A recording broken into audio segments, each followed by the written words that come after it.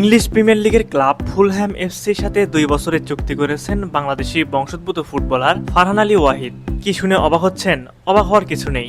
বাংলাদেশি বংশোদ্ভূত এই ফুটবলারের ট্যালেন্ট এবং প্রতিভা তাকে নিয়ে গেছে অনন্য উচ্চতায়।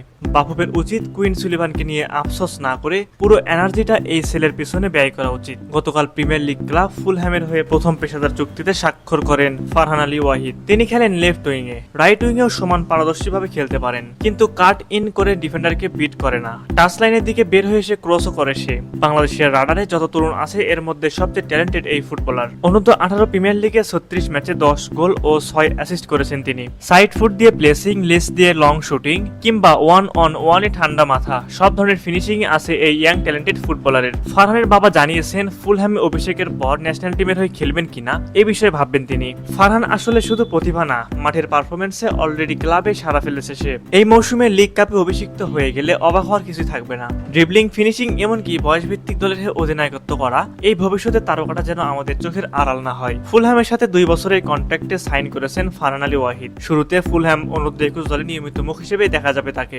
পরবর্তীতে ভালো পারফর্ম করতে পারলে সিনিয়র টিমের হয়ে ইংলিশ প্রিমিয়ার লিগে খেলার সুযোগ মিলবে তার। সুতরাং এমন একজন ফুটবলারকে বাংলাদেশের ফুটবলে দরকার। বাহুবের উচিত তার দিকে আলাদাভাবে নজর রাখা। সুপ্রিয় দর্শক, আপনাদের কাছে কি মনে হয়, ফিউচারে বাংলাদেশ টিমে কি ফারহান আলী ওয়াহিদকে পাওয়া যাবে? অবশ্যই সেই বিষয়ে আপনাদের মূল্যবান মতামত আমাদের কমেন্ট করে জানাবেন।